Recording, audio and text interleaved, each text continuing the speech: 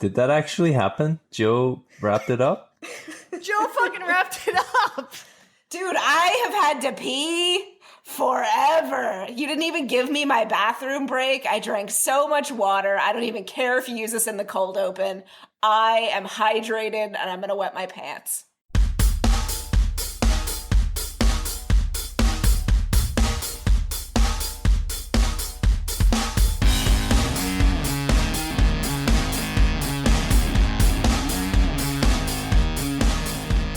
Get this goat rodeo started. What the fuck is a goat rodeo? You don't know what a goat rodeo is? Well, I mean, is it self-explanatory? It is not a good thing. So it's going to be great for this podcast. Welcome, everybody, to May We Geek Again, Episode 7. This is a podcast covering a show on the CW called The 100. My name is Jennifer, and I am joined today, as always, by my co-hosts, Joe and Shahin. Hello, guys. Hello. Give me energy. Hey, guys. Energy. Hello. Come on, guys. Oh my god. Energy. Hey, guys. Oh my god, it's a podcast. I'm so Slay sorry all for day, whoever USA, baby. turned this up in their car and is now crashed into a fire hydrant. I mean, we just shouted at people. Like, we didn't really very calm. Look, yeah, we are usually calm, but I think we need to turn it up. That's a new word I learned. No, on it's the a new. interwebs. It might be new for you. It's old for the world. But way to stay hip with the zeitgeist. Well, anyway, let's get into it, guys. Welcome to our podcast. Just a reminder, you can find us on social media, on Twitter and Facebook at May We Geek Again. Would also like to mention we'd really appreciate if we could get some positive reviews on iTunes. Note I say positive reviews. If you want to give us 1-star review and say, you know, we're shit because you don't like our content or our opinions, well, that's not very fair. That's not really nice. We try our hardest and we prepare as well as we can for this. So give us 5-star reviews or don't bother. Or else. Or else I will come to your house and just... We're elite hackers. We'll backtrace the USB. Yeah, I will break into your IP and do some hackering stuff, because I watch Mr. Robot, guys, and I know stuff. I drink and I know things. What we're talking about today on Episode 7 is we're covering Season 2, Episodes 9 through 12, and let me give you those episode details. So, Episode 9 is Remember Me by Dorothy Fortenberry. The 10th episode is Survival of the Fittest, written by Akilah Cooper. Then we have Coup de Grace by Charlie Craig, and Rubicon, written by Aaron Ginsberg and Wade McIntyre. So, guys, interesting batch of episodes here. I guess I'm coming at these with an ambivalence that Shahin had last week, or last podcast. There are some of these that I really, really like parts of, but as a whole, I don't know if they all, like, hang together really well. What do you guys think about these 4 episodes? That's interesting because I feel the exact opposite way. Go figure. I love this. I love these 4 episodes. I think they're. I can't say that they're the best of season 2 because the next batch of 4 are gonna be great. Yeah, we got the next 4. They're definitely, to me, they're better than the previous 4 episodes. So really, the previous 4 are, for me, the least favorite part of season 2. Okay, that's fair. I think we discussed your issues with those episodes, and I have some of the same issues with specifically Remember Me, but that's just me. So that's what this podcast is all about. Do you feel differing like they're opinions. cheesy, or? We'll get into that with Remember Me, and kind of there's a specific part or a specific thing in Remember. Stuff? Yeah. I mean, come on. Yeah, that stuff. Yeah, I agree. But Joe, what did you think of these 4 episodes? I honestly, I kind of agree with both of you. You are such a fence sitter. Pick a side, Trump or Clinton. So, oh my God. I was actually thinking about this when I was watching the last episode, maybe the last 2 of this group, and I feel like the episodes in and of themselves were a little bit uneven, but within each episode, certain parts would be kind of low for me, and then towards the end of the episode, especially like the last episode, you know, with the whole TonDC bombing and stuff like that. Like, it was an otherwise like episode, and then all of a sudden it ramps up and you're like, holy fuck, this is good. So I feel like while you maybe felt like the whole block was a little uneven or underwhelming, I just thought like sort of parts of certain episodes were a little bit underwhelming. But overall, like, I do agree though that the next 4 are where it's at. So my macro view is that they're uneven and they don't hang together all that great. And then my micro view is the same way for each episode. Like, there's fantastic parts of some of these episodes and other parts where you're just like, I could take it or leave it. You know, there's so much important stuff going on with these episodes, but sometimes the way the important stuff is gotten to is weak or cheesy. I think that's kind of like, for instance, the Finn ghost and then the ape. Like, these are 2 kind of cheesy things that really dig into some very important character building and relationship building and world building within the show. But the edifice that kind of surrounds it is just like, Although, I mean, I can look back on the ape thing and be like, Pawn is funny. So let's have a Pawn party, guys. Well, let's start out with some major themes that were touched on in these episodes. And Joe, let's start with you. You kind of preface this like you had a conversation with your girlfriend to come up with some of these. Well, I was actually, it was kind of a lovely moment. Like, we were like watching some of the episodes, and she unprompted like paused the TV and like kind of went off on a rant, and I was like, oh, look at you taking an interest in my interests. Aww. But I know, right?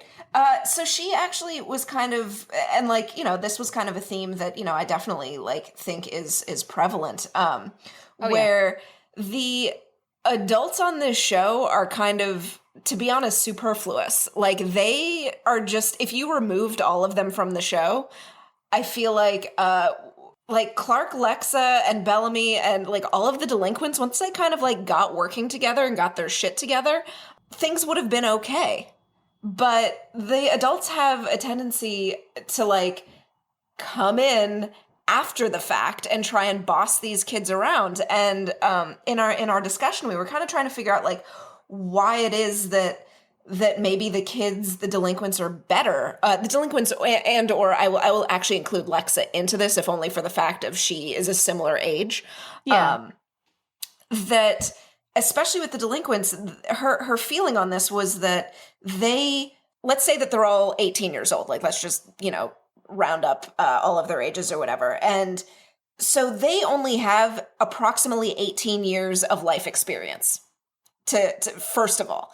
And their life experience is that of teenagers. Like, you know, Monty and Jasper were smoking weed and, you know, growing weed or whatever it is they were doing. And, you know, Bellamy was taking care of his sister, and Clarke was, you know, being goody two-shoes and an artist. But like, until like the whole thing with her dad happened, like, we assumed that she had a fairly normal childhood. And then they were all of a sudden just dropped into this like completely chaotic, bloody, crazy ass, you know, environment where kids were dying, you know, such extreme violence. And so in some ways they had to like adapt super quickly, and all of their sort of quote unquote worldview was built based on this environment. And so what Girlfriend was talking about was that they don't bring the baggage of the sort of like very rigid culture of the arc, where, you know, Abby and Kane especially are trying to sort of understand this world in a framework that they can understand, which is not the correct framework for this world.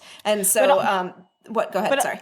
Yeah, if I may interject there, you can also like look at the amount of time that's spent between Kane, Abby, and Jaha talking about the chancellorship. Like, they are so distracted by the political bullshit that the actual act of surviving and understanding how to get along in the world sometimes completely passes them by. So yeah, I mean, you have a very good observation here. Or perhaps I should credit your girlfriend.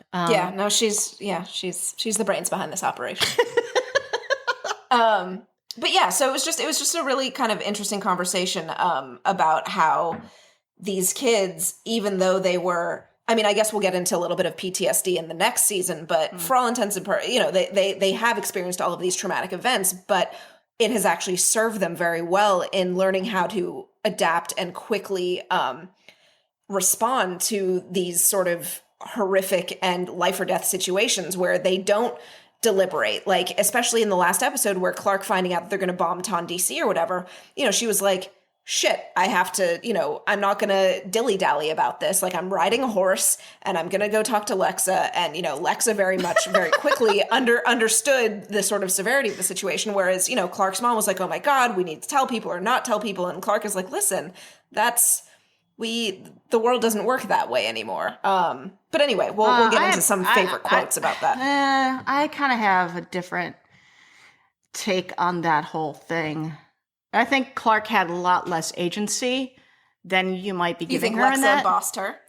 I think Lexa bossed her, but Clarke was amenable to that point of view because it would save Bellamy and save their plan. But I don't think I have a whole issue with that whole thing that we can talk about later. So moving on. Did you was that the conclusion of kind of that theme? Yeah, I mean, I'm sure it'll kind of be brought back up as we go through this, because I think it's a very apt theme in these 4 episodes especially. It is, and also as an overall theme, I think it's very important because it rears its ugly head in season 3 with Pike kind of taking charge and being fucking kind of fucking shit and being a bad actor in the world. And I mean, like, acting upon the world, not that Mike Beach is a bad actor. He's a phenomenal actor. And I think that season 4, we're probably going to see a lot of this leadership stuff rear its ugly head again.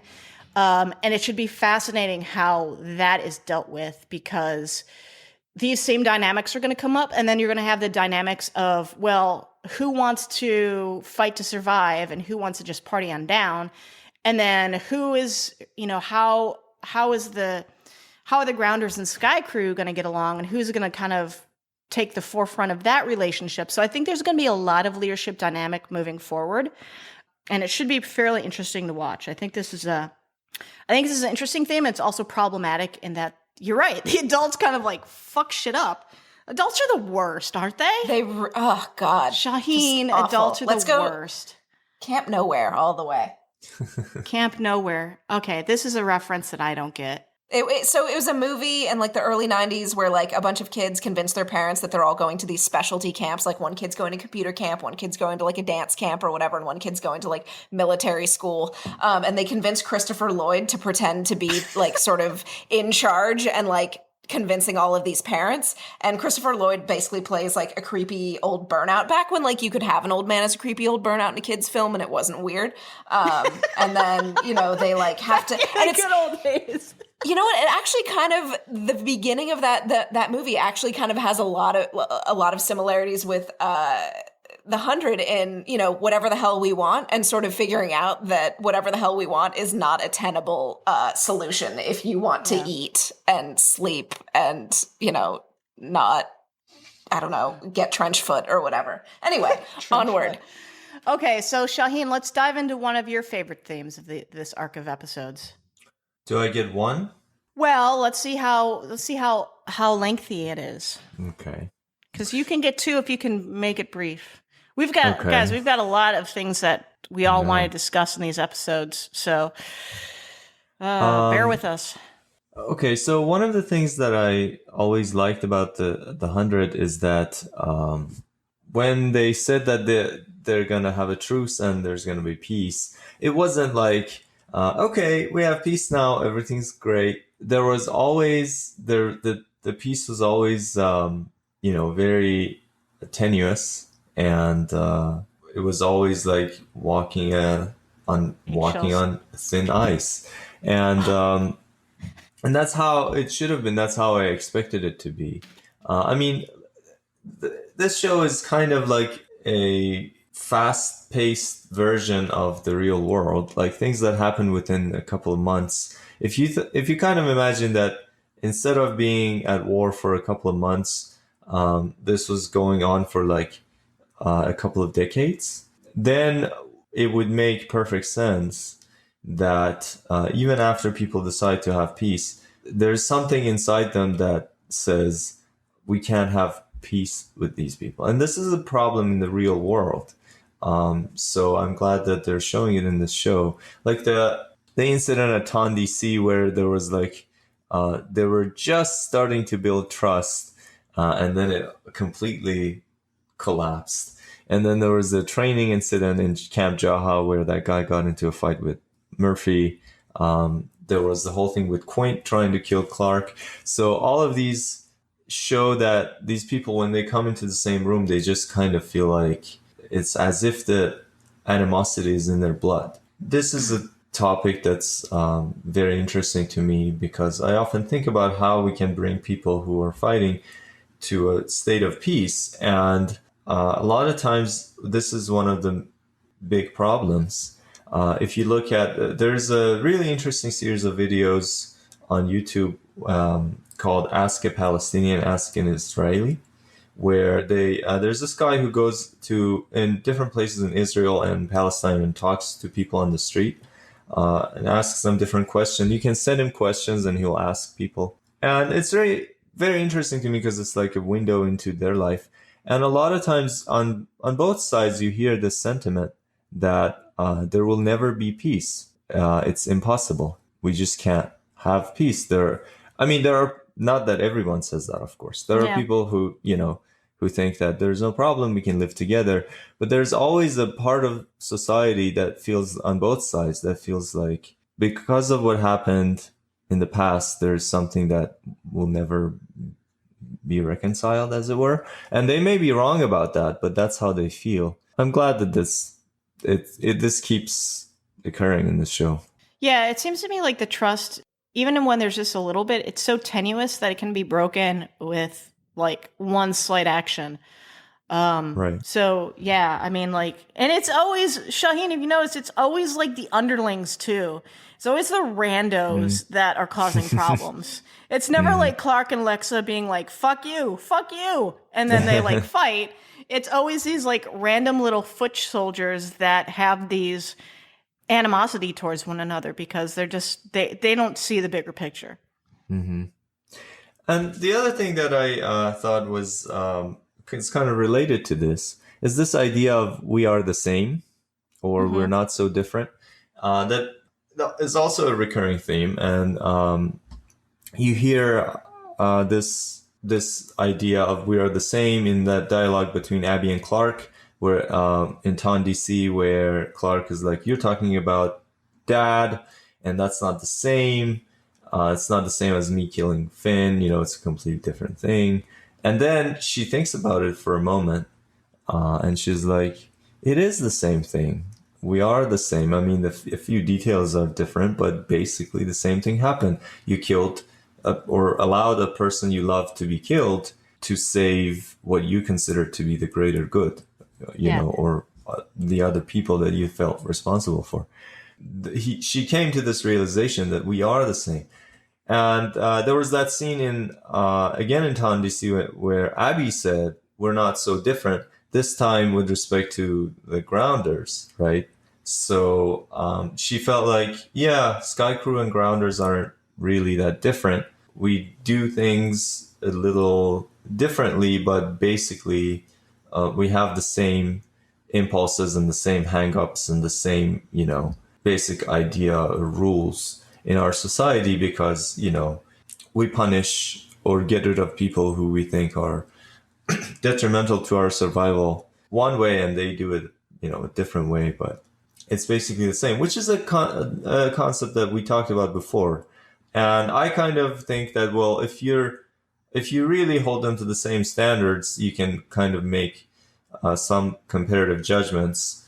It's not completely symmetrical, but by and large, I agree that they're basically the same. No one has the moral high ground. And I think that this is actually the first step towards peace, this realization that we are the same. And, because it creates empathy and similarities. I think that whether you think that you're the one who has the moral high ground and you're the superior one, or if you think that it's all your fault and that you're the one who fucked it up or whatever, if you have residual guilt, I think that either one of those things both of those things are detrimental to peace. I think that peace is possible when both sides realize we're basically the same, and it doesn't matter who started it. That's a moot point at this point. It doesn't even matter. It's so far in the past, and so many things have happened since that really the only question is there any difference between the two of us now? If we can both realize that we're all basically being stupid humans, then we can start to have peace. And the problem, though, is that we see this on this show, these characters, these smart characters, so quickly come to this realization that we are the same. But I think that in real life, it's actually very, very difficult to admit that you are the same as your opponent. I think that if Clarke and Abby were real people, Clarke would go to great length to try to prove that her situation was different and this is not at all the same in order to stay mad at Abby. And because because it's too overwhelming for her to accept that she did the same thing that she was up until recently very upset about. Yeah. So I think you can see this in society where, people who criticize other people for lack of tolerance, you can see them be intolerant towards other groups of people that they think it's okay to demonize or avoid, Yeah. And I don't want to go into details of the examples, but I think that it's good for everyone to take a moment and think about whether they're doing the same thing that they're fighting against or not. So this has been Morality Moment with Shahin. To add on to that, Shahin, one of the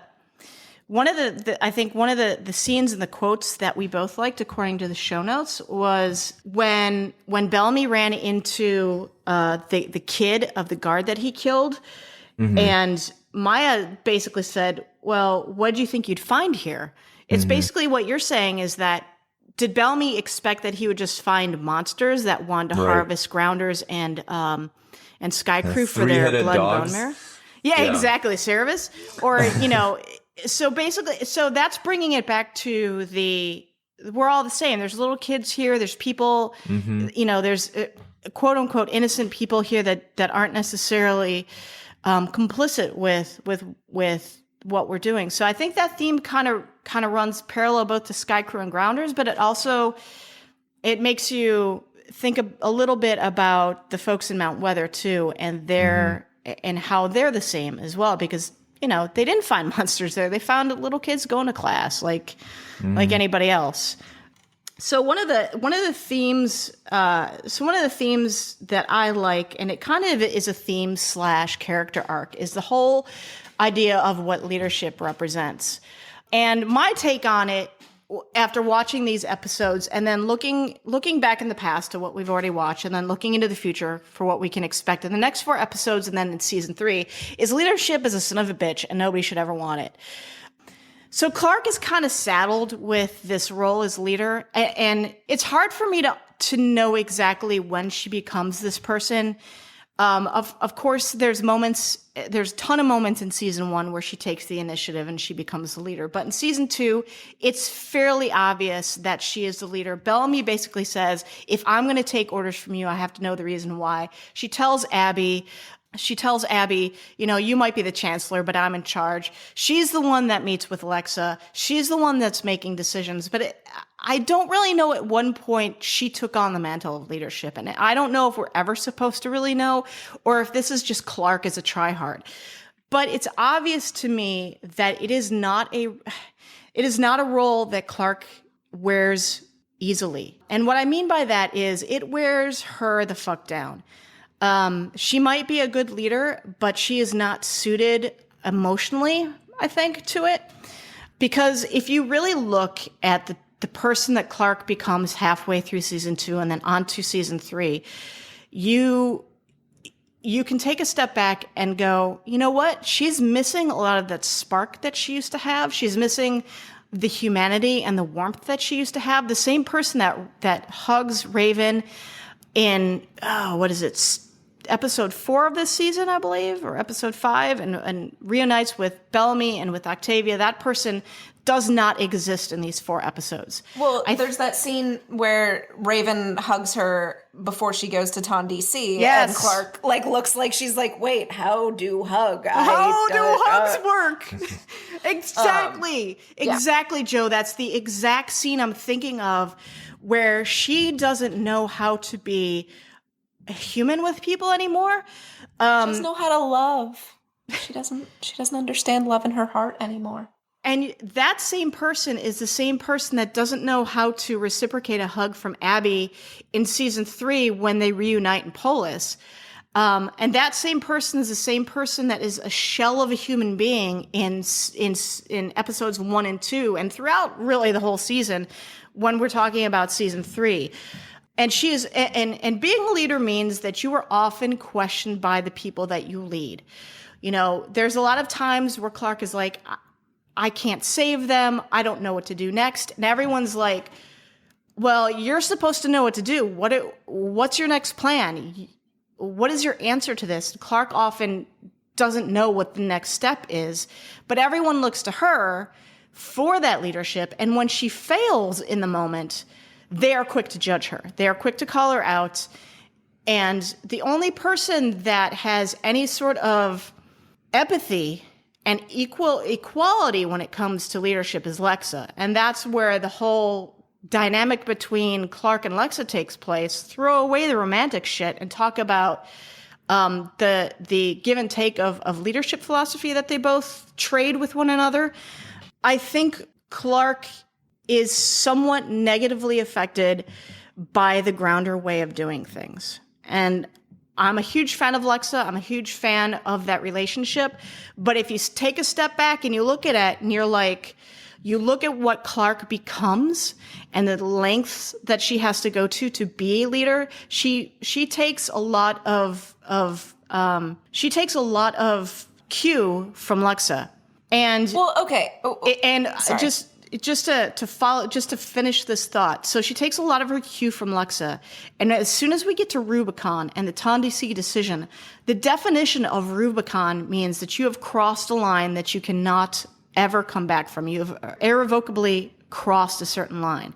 So I think that Clarke, through these 4 episodes, this is her Rubicon. The whole episodes are her Rubicon. She starts it with the death of Finn and ends it basically with the irradiation of Mount Weather, and it destroys her.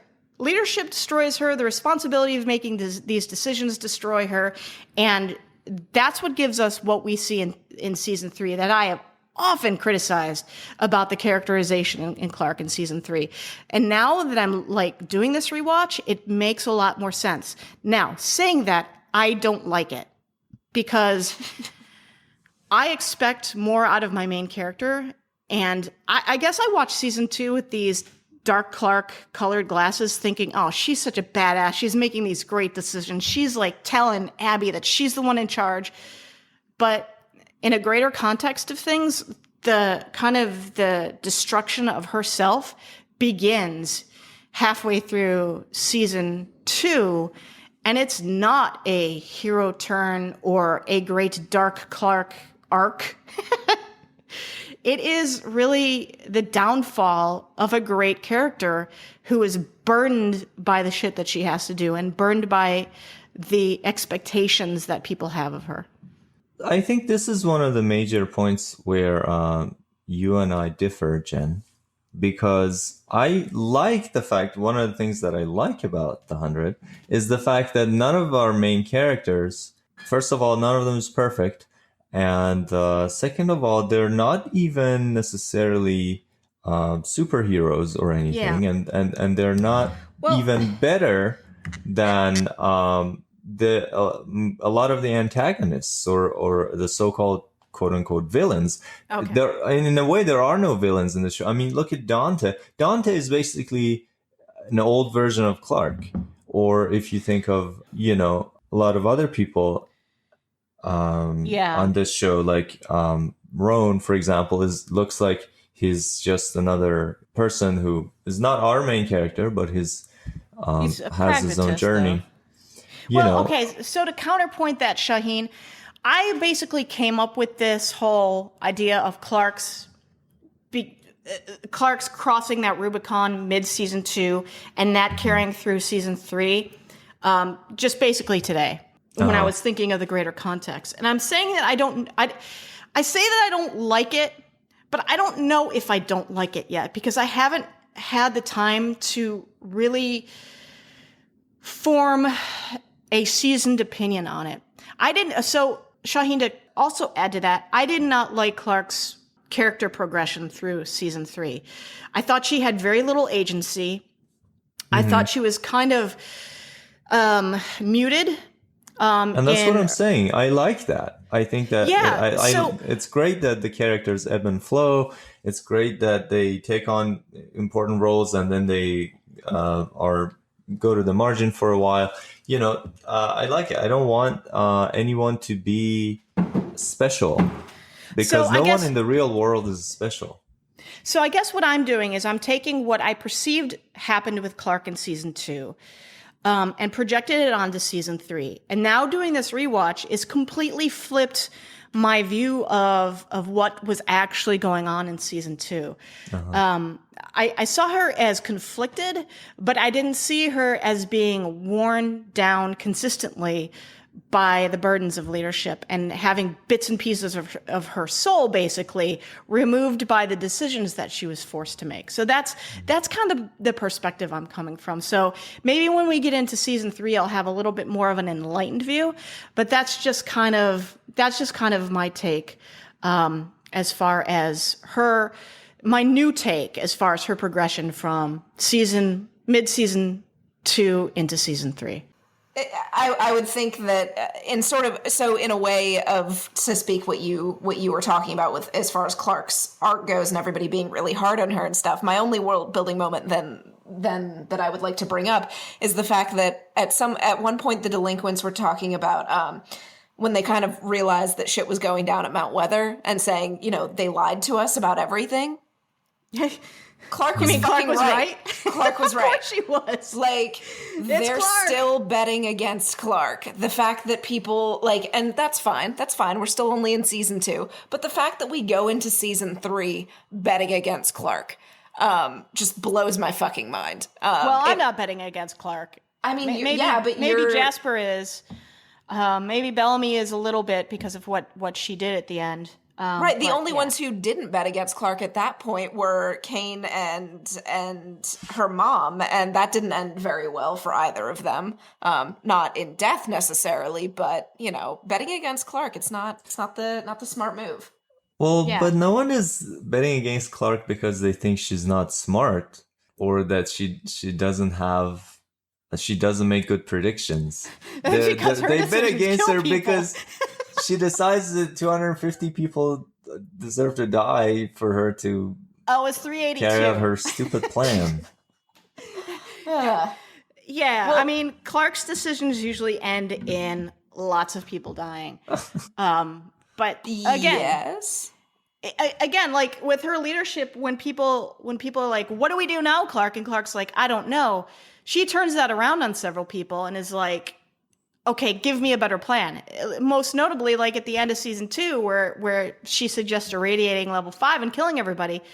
And Bellamy's like, we can't do that. And she's like, well, what are my other options? Give me a better plan. Well, that's controversial because Jasper thinks that he did have another option. Jasper's option, I mean, I'll have to rewatch because I don't really remember it 100%, but I feel like Jasper thinking that he can take on everything is... It honestly, like, again, like this will require a rewatch, but from my memory of it was he is a teenager in that moment.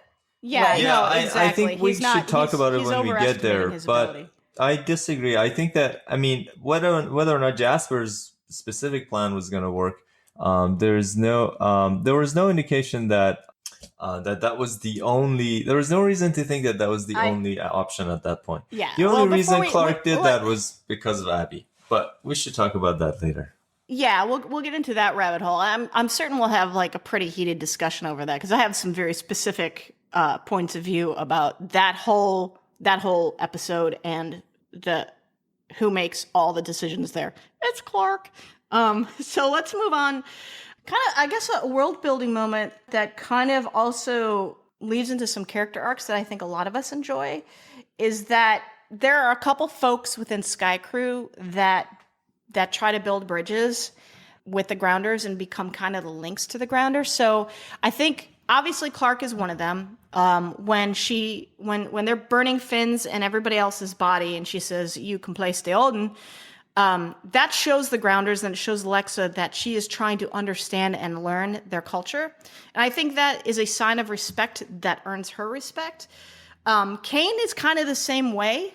I view Kane and Clarke as having very similar characteristics when it comes to trying to build bridges with grounders. But I think the biggest one is Octavia. And Kane even tries to leverage her as I don't want to say a pawn, but leverage her in the relationship with Sky Crew, so they can better understand and trust one another. And I think, like, in our character arcs, I think we all kind of really dug how Octavia became like this badass, especially in Survival of the Fittest, which obviously is kind of a double entendre. It's talking about like Clarke and Lexa versus wildlife.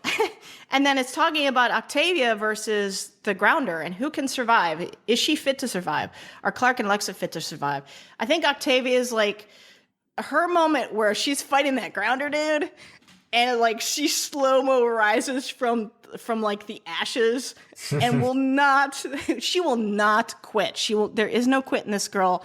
And she gains everyone's respect in that moment. That's a grounder. She gains Indra's respect, who extends an offer of being her second. The dude she was fighting with is the one who offers her food when they come back from hunting and says like the deer or whatever put up a better fight. Like, hey, grounder comedy. But I so love that moment where she's just like, fuck it. You're going to have to kill me because I'm not giving up. What were some of your favorite character building or character arc moments in these 4 episodes? Let's start with... Or do we move on from world building? Yeah, our world building moments were kind of so I think character arcs are a little stronger when we're talking Can about I just say that we saw the burned up TonDC sign in this episode, in one of these episodes? So, honesty check here. Who figured out that TonDC meant Washington, D.C. before you saw the sign? I mean, how would we have known that? Like, I think... So nobody was like, TonDC. That sounds like Washington, D.C. And they're close. The Lincoln Memorial statue is there. Like, did we see the Lincoln Memorial statue before? I guess we did. Yes, we saw the Lincoln Memorial statue before because we see TonDC later on. I don't remember then if I figured it out. Well, see, that's when you're like, oh, I'm such a dummy because I didn't figure it out because you've already had the hints of their location. So I'm not the only dummy in this podcast. Is what you're trying to say. Yes. I appreciate that. I because I thought it was like it was like TOND DEECEE or something like that. I thought it was like one big huge word, and then it's like, oh, TonDC. Oh, I'm a fucking idiot. Good. I hope our listeners, if you didn't figure it out either, you are in the best company in the world because worse, whatevs. Because we think we're smart, but we also might overestimate our intelligence as well. So yeah, so I kind of like that too. In some ways, I kind of like that they leave some of these world building aspects as like little nuggets for people who pay a lot of attention or watch it 10 million times. Yeah, like Ontario.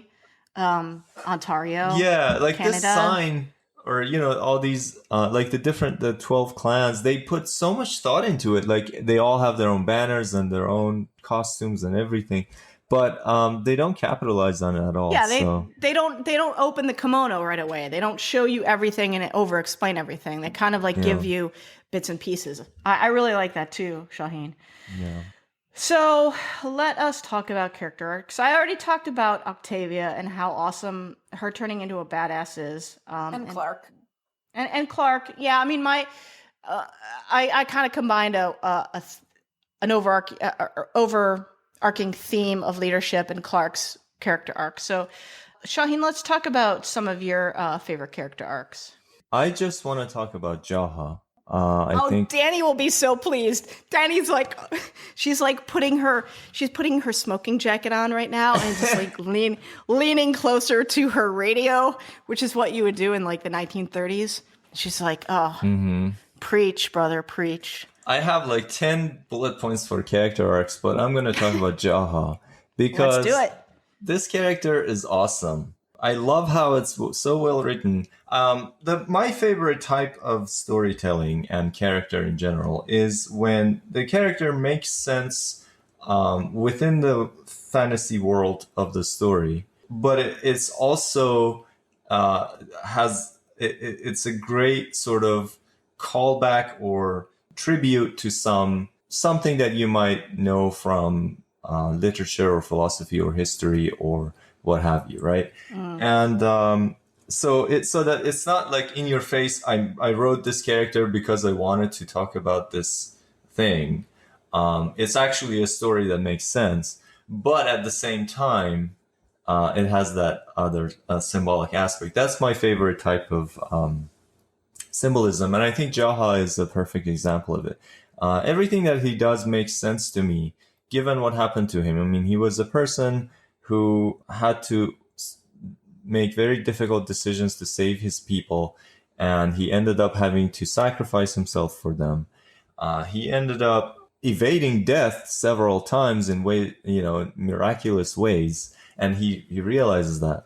And he lost his son during this whole process, and now he's come back to the ground, and his people, who he sacrificed so much for, just to bring them to a better place, are in a completely different place now. They don't listen to him, and they're just going in a direction that he thinks is wrong because he still has that goal of finding that better place. Yeah, they've kind of outgrown him at some point. Yeah, and he can't accept but they've done it. Right. So he has to think of himself as this person who's going to bring an alternative that no one has thought of, because given in the framework of the alternatives that they are busy with now, he has no place and he can't accept it. And so you might have heard that Jaha was Jesus in season 1 and Moses in season 2, because in season 1, he had the 12 disciples, 12 stations, one of which betrayed him. And, he had to sacrifice himself to save humanity. And then in season 2, dude going through the desert in search of a promised land, clearly Moses. But I would argue that Jaha is Abraham from Kierkegaard's Fear and Trembling. He is the knight of faith. He is the man who's given a mission. He's given an impossible mission that requires him to violate all normal rules of morality and the universal laws of ethics and, the need to talk to other people. He's given this order to go murder his own son. He has to either have faith in God, who's given him this order, and violate all the universal rules of ethics, and social conduct and consent and agreement, or because he has to hide it from everyone too. He has to write a letter and, sneak it in, tell Sinclair not to show it for 2 days because he can't reveal his mission to other people, which means he's violating the general rules of social conduct. And he chooses to have faith and he chooses to go through with this. Well, let me ask you though, Shahin, who does he have faith in? Yeah, so he has faith. Because throw away God, because that's right. ridiculous. Right. Like in this he case, has faith in himself. Does he have faith in the city of light, or like who? Yeah, he believes that there is a place where everyone can be accepted and live in peace, and he has faith in that. That part, what exactly he has faith in is one thing, and then the fact that he has to basically choose his own morality now because of this individual mission that he's given that he's been given is a different issue, you know. And but you're right. Like in this case, it's not God, right? Yeah. But he has faith in this other thing. Then when you look at Murphy, it's perfect. The way that they paired up Jaha with Murphy, and it's almost like they were planning this all along, but I'm sure that wasn't the case. But it just works perfectly because Murphy is in some ways a completely different character, but who ends up doing a lot of the same things as Jaha. And he keeps saying that he has no faith, he just has nothing better to do. So He's bored. yeah, he's like he's what Nietzsche would call a positive nihilist. So he's realized that the very idea of faith in some better world that's better and more nobler and more real than ours, that sets you up for nihilism, because soon enough you're going to realize that that idea was a fantasy, and then everything's going to lose meaning. If you think that the values and the meaning of existence and life has something to do with some higher entity, some higher plane of existence, if once you realize that that's gone, everything loses value. Murphy is the guy who decides to affirm life despite that, despite the fact that he knows that really deep down nothing has value. And everything is just different people's perspectives, you know. But he decides to affirm life with all of its suffering. He would rather play Bonnie and Clyde with outcasts in the desert than go searching for some heaven. But he ends up doing a lot of the same things as Jaha does, which is a fascinating pairing here, where the nihilist and the knight of faith do end up taking the same journey or sharing a great part of their journey with each other. So let me ask you this, Shahin. Did you draw any sort of parallel between the chess piece and your knight of faith opinion? Wow, I didn't even think of that. That's interesting. Oh, I wonder if there was like some sort of subconscious thing where you're like knight of faith. Knight of faith. That's awesome. Yeah. Isn't it though?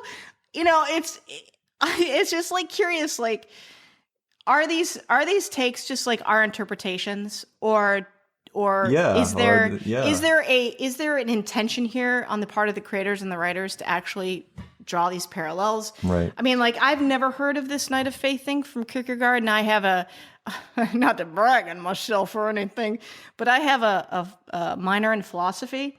Mm-hmm. I guess I just didn't pay attention. But I think this is really fascinating stuff, because like you see like that whole Knight of Faith really playing itself out in season 3, because he will do anything. He does throw ethics out the fucking window in season 3.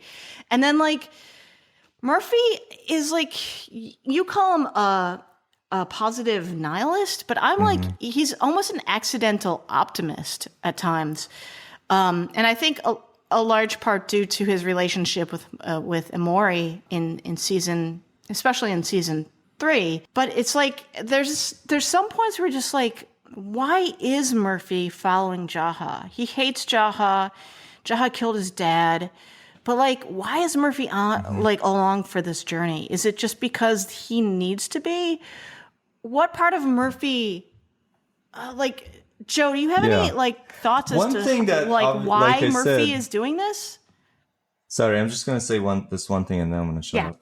One thing that I think maybe I didn't emphasize was the positive nihilist and the knight of faith have one thing in common, which is basically the running theme from Kierkegaard to Nietzsche, which is setting your own values.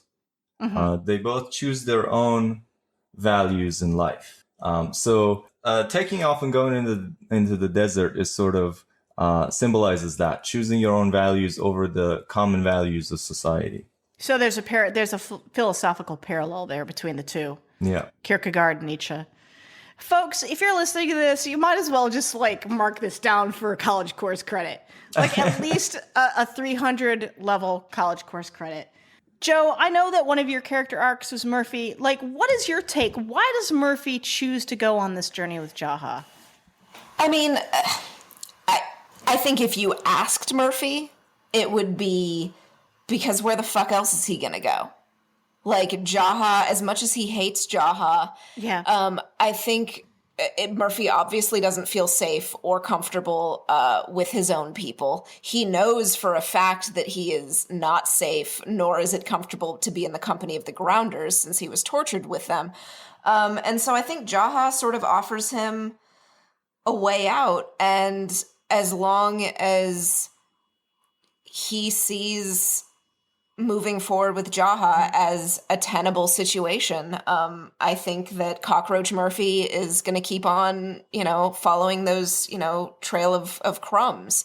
I think that he thinks that Jaha is full of shit, but I also think that there's sort of a curiosity that Murphy has. Sort of, he is, as we've mentioned, he is the Greek chorus of the show in a lot of ways. And so I think that he just feels this urge to be there in observation. I think that he's there kind of for the adventure, but not in a swashbuckling way. In a like, he wants to see things, and I think that at each time something goes wrong, I think it sort of grinds him down a little bit of it. Not that he thinks that it's his fault, but I think it's sort of a why do all of these terrible things keep happening to me? Kind of thing. I mean, is it karma after all the terrible things that he's done? I think assuming at this point that everyone believes that the City of Light is a physical place, I think Murphy's like, let me just get there and then I can do my own thing. I can ditch the rest of these fuckers and do my own thing. And I can understand that from the point of view that kind of in parallel to Octavia in season 3, he doesn't feel like he fits in with anybody. And a lot of that is due to his own actions. I mean, he was a dick in season 1, and he set himself apart through his actions and his demeanor from a lot of the other folks, from a lot of the other delinquents, and he earned a lot of enemies through his actions. Well, but here's the thing: like in terms of where this was listed as the MVP. If it wasn't for Murphy, they would not have gotten directions to the City of Light. Like, well, that's just because he's cute, and Amori found him cute. Let's be honest.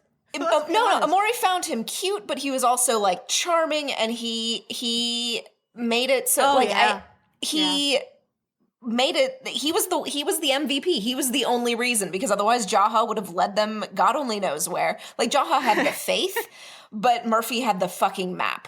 And I feel like Murphy doesn't get enough credit for that. Like, he flirted his way. Granted, it ended disappointingly for him. Yeah. But, if it weren't for Murphy, there wouldn't be a City of Light. Good job, Murph. If you kind of look at Murphy in second half of season 2 and through season 3, and you go, if he could have just applied those skills in first half of season 1, or I mean, all of season 1 and then first half of season 2, it's like, he could have been ruling everybody, because the dude's charming. He's charming. Super he's smart. He reads people really, really well, and he has the ability to. He doesn't sugarcoat at all. Like, he doesn't sugarcoat, but it's weird, dudes. Like, he can connect to people in very strange ways. Like, I feel like he and Raven connected in, I believe it was the first episode of season 2 where they're in the dropship and she's dying and he's kind of explaining who he is. I think Raven kind of like sees that vulnerability in him. Like, he can connect with people in a very different way. He connected with Antari, who was like no, absolutely no offense to the actress. They completely just did nothing with that character. Yeah, He connected with this very one-dimensional villain, but you kind of believed it. And you were like, Murphy is saving his own skin. Like, Murphy, if he hadn't been such a dick in season 1, he could have ruled them all. Exactly. Clarke and Bellamy and Kane and Abby and everybody would have been taking directions from Murphy. I was going to say that you could argue that ever since Murphy was hanged, he is basically a dead person who came back and is reflecting on life now like it's kind of like Interview with a Vampire. He's Casper the friendly ghost. Yeah, he's like he's now transcended all these petty Mortal concerns. right, exactly. He The has mortal let desires. loose the mortal coil. Right, because he doesn't have to give he's a gone fuck. through the worst of it, and Yeah. he understands to how much people are the way they are because they can't help it. Like I said, he understands that there's ultimately no meaning to any of it, but he chooses to affirm it and enjoy it. Well, And I Maury think. is the perfect person for him to connect to. Oh You man. know, the physical manifestation of suffering on Earth is a Maury, and he loves to court her.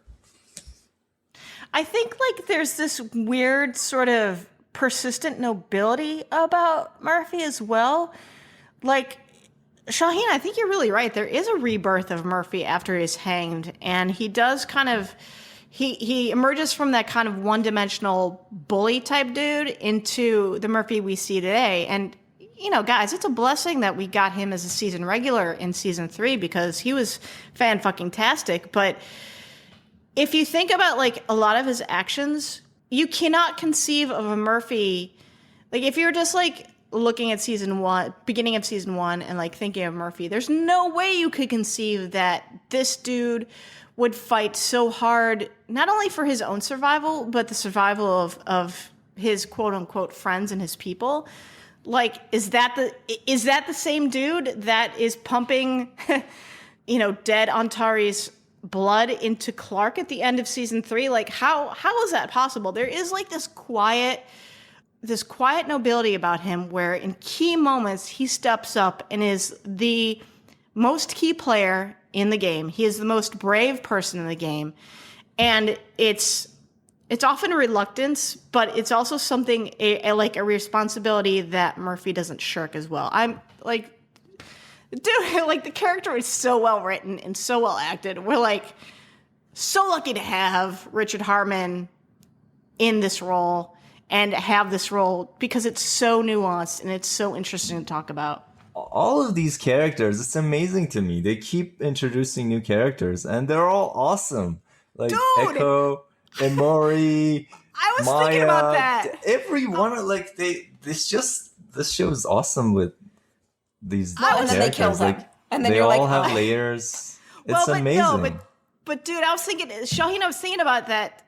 Like watching these, I was thinking the exact same thing. Watching these four episodes is that when they introduce a new character, that character comes with so many layers and so much flavor to them that it's amazing how in very little screen time you get a very concise view of who that person is, and you're super interested in them.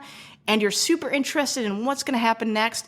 Like, there are very, very few instances where you're like, that character didn't. Even, I'm sorry, but even Gina in season 3, who is fridged like motherfucker, she had some flavor to her in her banter with Raven that I was like, dude, I want to get to know more about this character. She seems kind of sassy, even though she was just a plot device. Right. I think that's where season 3 dropped the ball, is that they had so much potential with these other characters, but then either they killed them off too soon or they just didn't give them any depth. Well, I think the story was too... Okay, so I think in season 3, the story was too big to also accommodate character development. No, for sure. But it was just still, kind of like... I mean, to be fair, disappointing. I'm allowed to be disappointed. No, I mean, given we're how all allowed good... to love and hate the things that we love and hate. Given how to be good fair, season like 2 I mean, was. think of how many characters they introduced in season 3.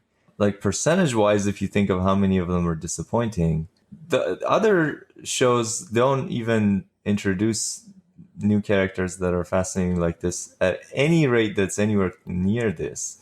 So I mean, there's Roan, there's Titus, there's the list goes on, and they're all awesome. So I guess you could say the reach was beyond their grasp in season 3.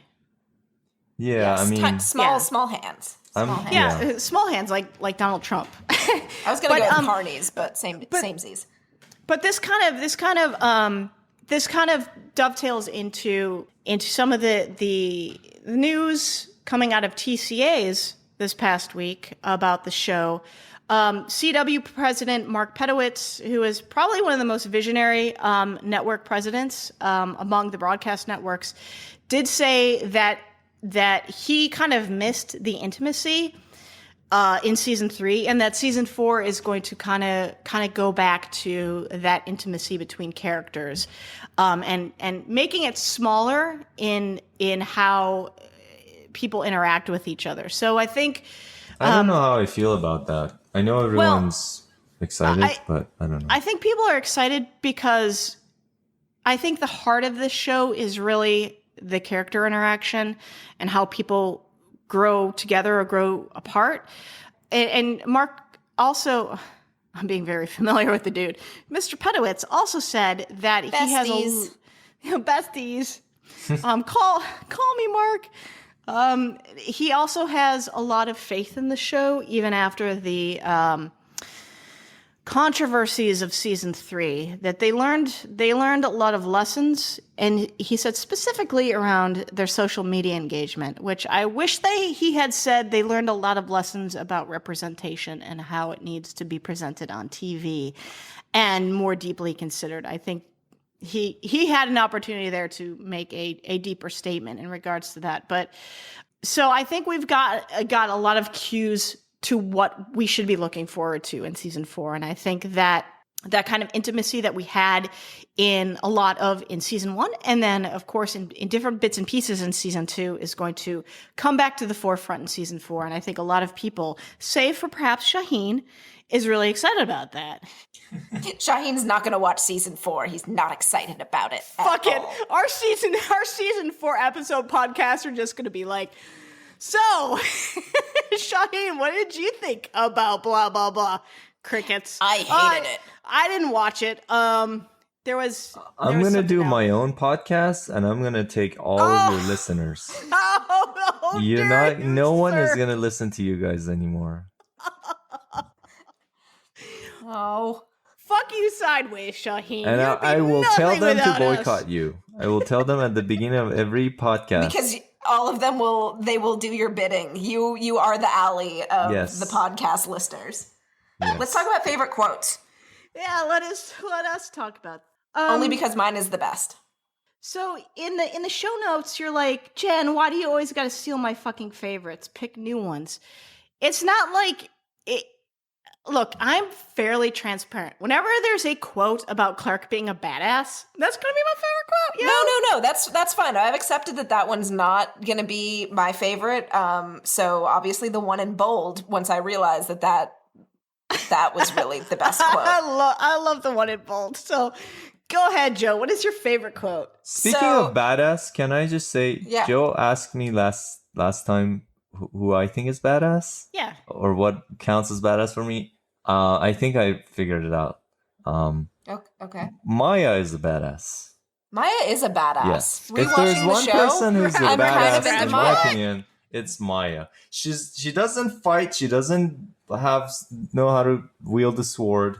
She doesn't shoot a gun. She doesn't ride horses. She doesn't drive cars. What they're doing is but wrong. she like, her moral is a rebel. Fucking horse. Yeah. Anyway, she's a rebel, and she knows what she believes in, and she sticks to it. She's putting herself at a great risk for something that she knows is right and wrong. Like, she's willing to go against her people. Interesting. I like Maya. I like Maya too. I wish she had lived. I think that would have been interesting. So yet again, with more 3-dimensional red shirts. I feel like we get a lot of 3D red shirts on this show. I feel like that's the problem. Well, that's what makes it high stakes. You can't have both. You can't want your show to be high stakes and not want good characters to die. Writing depth into red shirts is caring. I hate it. Stop it, 100 writers. Why can't you write one-dimensional people that we don't care about? Damn it. Like, I am emotionally attached to Kane's beard. It's not even a lie. Well, watch, he's gonna shave it off next season, and if he shaves it off next season, this podcast is canceled. My blog is canceled. I'm going to just sleep like nonstop for the 6 months. Like, I will go into a deep, deep depression. Dear writers, don't shave that Shahin, sexy do you thing still off. want to keep going with the podcast? I thought we established that Shahin was ditching us like a bad prom date and starting his own podcast. He likes me more than you. Okay, I think I shouldn't comment on this. Something's telling me this is no good can come out of saying anything about what Joe just said. So let's just move on. Listeners, please note the birth of our eventual breakup starts here Today.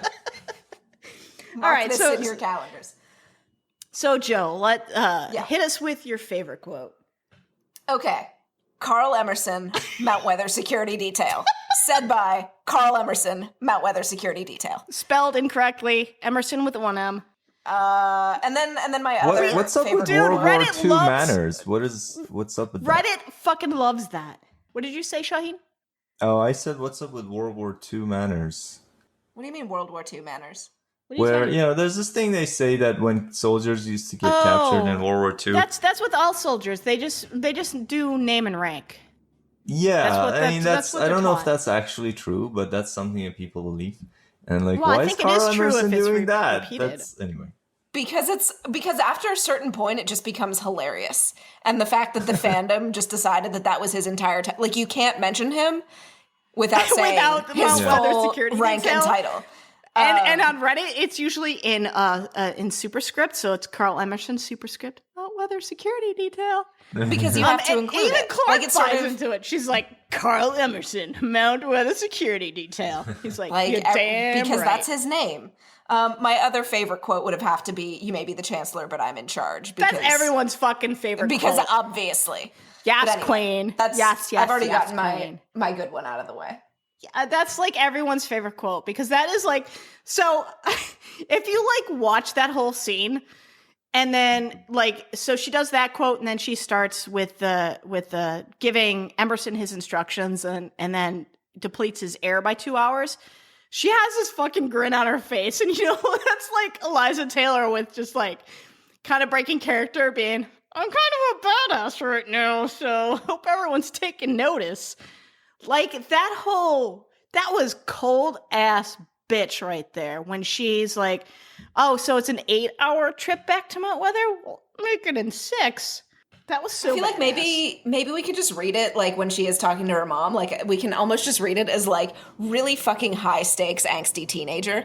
She doesn't have a door to slam and scream I hate you and listen to One Direction. So instead she nearly kills a man and bombs the city. But you'll notice, who is she backed up by? She's backed up by Indra and the Grounders and Octavia.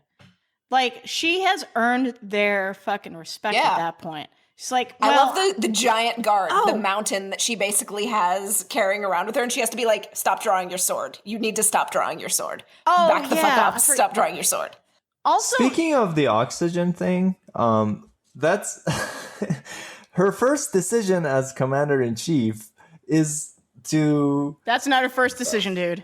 Trust me, that's not her first decision. It's right after she says, I'm in charge, and Abby budges. Then the first decision she makes is to lower this guy's oxygen and send him on a mission that is going to kill him so that he gives them a message that makes them bomb you. That's the stupidest decision she could make. When you look at the ultimate decision that was at the end of season 2, Clarke sets herself on a collision course with that decision because of what she did to Emerson in that episode, where she's basically here's your 6 hours of oxygen, hope you make it, dude. She set herself up as a huge threat to Dante and Cage, and basically created a huge game of chicken. So at the end of season 2, there was no other outcome for anybody, right? So, Clarke... I think that's always true in every season. No, but I really think I'm really convinced that Clarke sets herself up for success/failure when she decides to do what she does with Emerson. She makes herself a huge threat. She makes herself the leader who's making decisions, and there's no way for Dante/Cage or Clarke to diverge from their past when they finally come to a head in at the end of season 3. So I think that's a really, really important scene. I was always like, this is the most badass scene ever. Clarke is being a badass. And then again, calling back to my reconsideration of Clarke's character in season 2, this is a Lexa decision. This is Lexa kicking that dude off the Polis Tower. This is not a Clarke decision. This is not a human decision that Clarke's made. Like not a warm decision, but like Clarke in season 1 had a humanity to her that I think really bonded her with Bellamy. And well, I think at first set her in just juxtaposition to Bellamy because he was kind of a jerk to begin with. And her humanity really, showed through in season 1. And then this is just like if Bellamy was there, would he be like, dude, Clarke, come on, dude? Like, would he have been the voice of dissent and voice of, would he have been her conscience at that point? I'm like, how much of Clarke's development or dissolution into less than what she used to be, how much of that is attributed to the absence of Bellamy in those situations? I do think that they kind of keep each other in check and kind of complement each other in a way that makes them great when they work together. I think most people agree with that.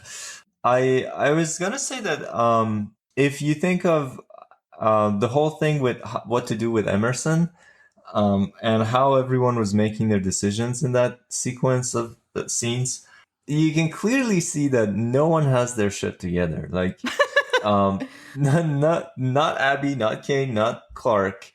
They're all like, they all have moments where they decide on impulse. Like, it's kind of weird. Like, first Kane is opposed to torturing Emerson, or Kane wants to, like, for some reason Kane wants to torture him, and then he's the one who stops Clarke when she says let's torture him.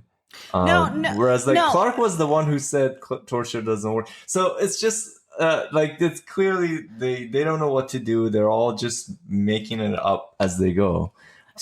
Which is great. It's something that I like. Again, I don't know how you feel about this, but I like it that even though Clarke takes charge, it's not because she's clearly better than all of them in leading. Like, in that same episode, we can see that she doesn't even know, like, at some point she wants to just open the door and kill Emerson. And if it wasn't for Kane, right, okay. So Shahin, I want to stick on that point real quick because I think it's an overlooked, very small micro moment in season 2 where it's Kane, Abby, and Clarke, and Emerson is not providing any details, and Kane and Abby are like doing their little Kane and Abby dynamic where they're debating on what they should do, and Clarke's just like, I'm gonna kill him.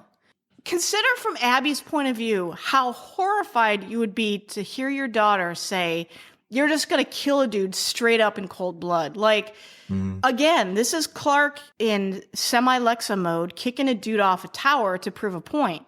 So I'm like, there's all these little moments that you kind of have to really pay attention to that really fill in what Clarke is becoming throughout season 2 and into season 3. That concerns me a bit as far as, is she ever going to come back from this? Is she ever going to regain that warmth,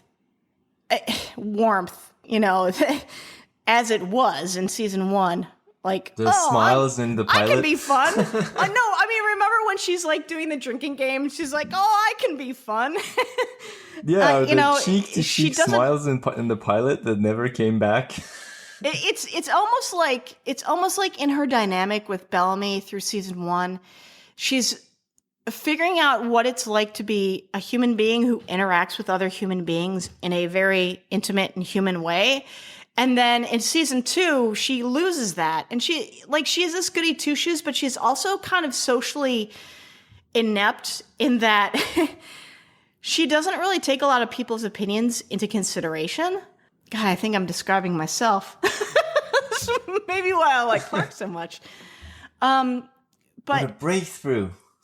Everybody, this is like therapy. Everyone's charged like $1,000 for this session.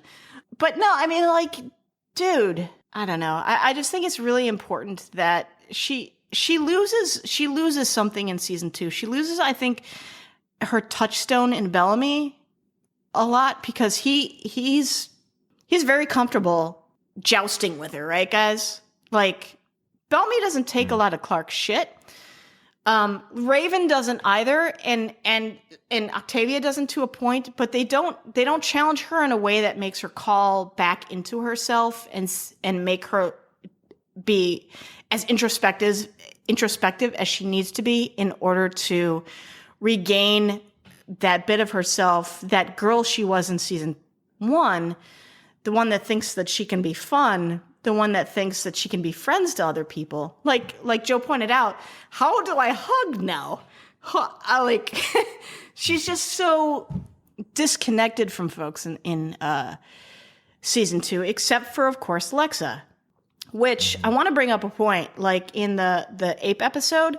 So I was watching it, like, when in my first go round with the ape episode, I was like, what is going on here? I am picking up what they are putting down. There is something happening here between Clarke and Lexa. And I was like, okay, pause. I went to... Dude, I totally didn't pick up on it. I didn't pick up on it. You're the gay! I know I'm the gay, but I'm so You used are to like fired. being baited that I was like, no, I'm not falling for this shit again. Okay, so guys... Then I fell for it again, and then I still got kicked in the teeth. But no, I didn't pick up on it until I think it was honestly like the confrontation kissed? in the same episode where Clarke like confronted Lexa in the tent. Like at that moment when they all both like kind of like glanced at each other's lips, I was like, wait a minute. That was so hot. But no, going back to the ape episode, like when they were talking about leadership and, oh, my spirit will choose the next commander, blah, blah, blah, that kind of bullshit. I was like, pause. Okay, I remember that AV Club had season 2 reviews. So I'm going to see if other people are wondering the same thing I am. So I went to the AV Club. I went to that episode, scrolled right down to the comments. Like, top comment is about the sexual tension between the two. So I was like, from our take in last episode where Joe and I were like, oh, ADC, not a great actress, to here, I was like, sign me up, pushing all my chips into the middle of the table. I'm going all in. I think with pocket aces. Don't care. I still even found the scene where they were trapped in the zoo to even be not quite her best work, though she was funny when she said, how were your leaders chosen? Like that was like maybe the funniest Lexa moment, but I would say I don't like know, democracy. Her being the great actress, I think was her when she convinced Clarke that like they were gonna have to let TonDC burn. I think that was the moment where I was like, damn, like who the fuck is this? Yeah, that was an interesting scene because because I'm very kind of like, I always look at how they do their blocking or whatever, and Clarke in that scene is like, no, we can't do this, and steps up and grabs Lexa, and Lexa's just like steps into her and makes Clarke step back. I'm like, that's a power dynamic right there. And that whole power dynamic is flipped 2 episodes later when Clarke, oh my God, in that scene, backs Lexa up into the table. I'm like, there's some sexy time gonna happen sometime soon. It's gotta be, right? Because this is just like, but that whole power dynamic between how they like approach one another and that, you know, Clarke at that, or Lexa at that point steps into Clarke and makes Clarke back up, and Clarke, and this is my problem with TonDC, right, guys? I mentioned this at kind of the top of the episode. I think this is an example of one of their rushed decisions because they needed something really crucial to happen to one of their characters. They needed Clarke to cross that proverbial Rubicon from where she was prior to that episode into where she is at the end of that episode, especially with her mom. So it's Lexa imposing her view of leadership upon Clarke. And then Clarke, a couple episodes later, stepping into Lexa and saying, I know you cared about those people. Love is not weakness, you know, that type of thing. So I think if you kind of like look at how they interact with each other in how they move against one another, it's interesting how their power dynamic kind of shifts during the season. Yes, though I am not sure I necessarily agree that it was the incorrect choice for Clarke to make. I think that it put her across a line, absolutely. But I think that as shitty as it is, I don't see another option. Are you talking about the bombing of TonDC? Yeah, the bombing of TonDC. Can we talk about that? Can we officially now talk about that? No, we cannot officially talk about that. Yes, we can officially talk about that. Here's my deal. Like, Clarke is super smart and super resourceful. The fact that she couldn't figure a way out of that predicament, it feels like a plot device to me. So, Shahin, what's your take? Or Joe or Shahin? No, Shahin can go. He has things he to wants say. to talk about the bombing of TonDC. Yeah. He wants to talk about it. Yep. Yeah, I mean, we can't not talk about that. We can't talk about the 100 and not talk about the bombing of TonDC. So, gloss right over it. This is like the weirdest beginning to a children's story, like the way that you said that. Like, please gather around, childrens. Let me tell you a story about how a bunch of people burned. Once upon a time, there was a village. And then it got missiled. The end. So, first of all, this incident in TonDC is based on similar incidents that happened during World War II. I mean, it's all mostly speculative, and it's not confirmed. But there were some bombings, most notably the Coventry Blitz. I don't know if you guys have heard about that. Not a huge history buff, Shahin. Sorry. It's a British town that the Germans were. The Germans bombed a few times, and it was one of those things where they bomb a town that has no strategic or military significance. It's merely to sort of wear your enemy down, and it's a morale crusher, right? Right. And one of the major events was, I think, in November of 1940, where they bombed this town, Coventry. And there were some reports later, inside reports and rumors that the government, Churchill's government, knew about this. They knew this bomb was coming. Huh. And the way that they knew was they had cracked the German code. So the German code, the coding system was called Enigma, I think. Mm-hmm. And so Alan Turing and his people cracked it. Right. Yeah. They cracked it, but and one of the things that they heard was we're gonna bomb Coventry, and so then they had to decide: do we evacuate and let the Germans know that we cracked their code, or do we not do anything about it and hope that the stuff that we're listening in on will be more important than this one town? So this is kind of a very similar situation, except in this case, of course, you have an inside man who's murdered a guard and is wearing their clothes and carrying their card inside a sealed bunker that only has less than 400 people in it. And if you think about it, now I want to move on to the question of, does this decision that Lex and Clarke made really make sense? If you think about it, Bellamy is going to be found out anyway. And as you see, like in the next episode, they find him right after Rubicon, the episode that we're going to watch for next time. They immediately find him, because how could they not? I mean, they're going to know when Lovejoy doesn't report back. They're going to know when he starts using his card all around the mountain. And so you only have a few hours until your inside man is discovered anyway. So but Shahin, again, we're privy to, so we have that audience omniscience that, again, the characters don't have. So right, but we don't necessarily know complicated. I mean, you could.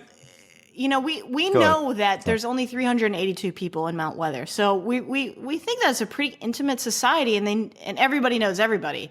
Like, I was surprised that nobody was like, "Who's this dude that I've never seen before?"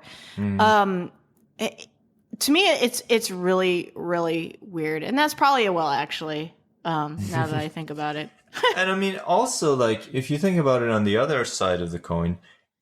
Let's say that you evacuate TonDC And let's say you try to make it look like there was a fire, like Clarke was suggesting. It was a great suggestion, in my opinion. You can just start a fire or something, or start a fight between some Asgeta people and some other people, and make it look Why's it like always got to be Asgeta? Like, why? 'Cause Why it's the fuck are you realistic. racist? You it's realistic, man. Everyone believes it. not as good a privilege, dude. Yeah. So profiling. Anyway, like, and let's No. say that they. Sorry, Shahin what? is pro-profiling. Yeah. Unless it comes to Greyhound buses. But anyway, As a brown person with a beard, how do you feel about profiling, Shahin? Love it. As a person who just got kicked off the bus, I think it's a great policy. So anyway, yeah, let's say that the mountain that first of all, you don't even know if the mountain men have a sniper or someone who's watching.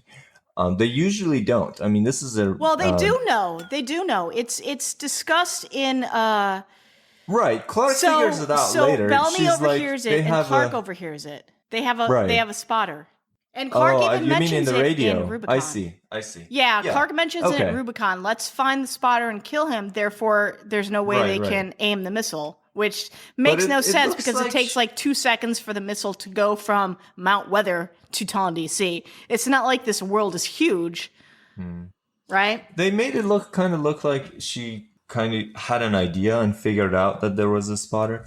Yeah. But anyway, let's say that there's a spotter. Like, let's concede all of these points. You know that there's a spotter. You know that they're going to figure out the fire was fake.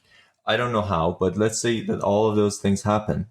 Even then, their main guess is not going to be that someone broke into Mount Weather. I mean, that's never happened. Well, So what would their main guess be then, Shahin? some inside spy. They would think that there's a spy. Oh, in them. somebody within the Mount Weather populace would Right, be and I was actually thinking that Cage was gonna be suspicious of Emerson because he comes back. Like, Wait, of who? Emerson. This is fucking mind blowing right now, Shahin. I'm not familiar with Emerson. Carl Mount Weather Emerson. Security Detail. Carl Emerson. Oh, Mount Weather Security. See, I don't know him Detail. without his full name. I'm Magically comes back. You're a dick. He conveniently survived Camp Jaha. He comes back, and then he brings this vague message, and then somehow they figure out that there was a bomb. Who else could it be? Huh. It's freaking Emerson. Never even considered this, Shahin, that they would think that if they evacuated TonDC or some other weird coincidence happened, that they could go like, oh, there's somebody in our ranks who's a traitor. Oh, man. I mean, if you think about it, that's the more plausible explanation than someone broke into this highly sealed, heavily defended mountain, got past the Reapers, got past the acid fog, got past the intake door, somehow got in. That's just like, I mean, Dude. if you think about it, Bellamy should have died. Like, he fucking had no chance at that. He lucked out big time. So, Like, who wins a fight in their underwear, honestly? Well, Bellamy obviously does. He can fight me in his underwear Obviously. anytime. Okay, Wait, so quick question, So quick basically, question. Shahin, what you're saying is the whole TonDC thing is one big, huge well, actually. well, I think that it's interesting. Well, actually. It's amazing how they made it sound like, oh my god, yes, there's no other choice. It sucks, but this is the only way. But when you sit down and think about it, it's like, not at all. That's not at all the only way to do it. Yeah. And, it's not at all clear that it even has a benefit because your guy is going to be found out anyway. I mean, and he does. Right? Shahin, I look forward to reading your Fix-It alternative canon universe fanfiction. Yeah, I would love to read some Shahin fan fiction. I bet the smut it's would steamy. be hot. He's- So, but now let's say that they were right. Let's say that they really had this choice between two really equal, or two options, both of which are pretty awful. Mm-hmm. One is that you're gonna lose your inside man, possibly lose the whole war, The other option is let 250 innocent and unsuspecting people die. 250 and some change. Let's say that you have this option now, and they choose to let the bomb drop. One question that I often ask myself is this worse than the massacre that happened in season 3? I mean, if you think about it, in both cases, there was no imminent threat. It wasn't done for imminent threat. So yeah, the victims are innocent. In my opinion, there is no imminent threat. I mean, there's the threat of, Bellamy being captured, but that will just put you back in the first place, square, right? So again, where you're up against this mountain, and that was always, the situation anyway. So again, though, Shahin, the narrative omniscience that we have, if you look at it from let's look at it from Lex's point of view. Losing Bellamy loses the ability to shut down the acid fog, loses the ability to move the army closer to Mount Weather, and make them a for now, right? I mean, threat. They could send someone else in. They could try sending someone else, but for now, you're back at. They don't have a way in, though. Once they lose Lincoln, they don't have a way in. Although, and they get Lincoln back, right, in that episode. Well, no, but they get Lincoln back in that episode, but they don't. But that's know it. After their decision. Right. But at the same time, though, it's like, the Reapers are out collecting able-bodied persons, and it seems like all the able-bodied persons are sent into harvesting. Mm-hmm. So the folks that the Reapers don't eat immediately, which seems to be everyone, or you could get cure on the inside. another Reaper, turn them back into person, and then have them do this. Mm. Yeah, and then there's we talked about whether there are other options or not. I feel like there were other options. Again, Clarke even mentioned some of them. Let's remember, though, that the episode is named Rubicon, and that's I think that's specifically in regards to Clarke crossing a line that she cannot come back from. And I mean, even Abby says it as much, because Abby at that point is kind of like the Greek chorus. She kind of is the person who vocalizes the moral and ethical dilemmas with Clarke's decision. And of course, later on, the next 4 episodes are going to kind of muddy those waters a little bit with Kane and Abby having the discussion when they're stuck together about, well, of course Clarke would make that decision. She learned that shit from us. She smokes pot. She got another that from example us. of we are the same. Exactly. Yeah. I mean, they realize it's not really that different. I was mad at you for doing this thing, but now I realize learned it from it's watching not very different us. from what I was doing. Yeah. Exactly. I mean, a lot of all of these.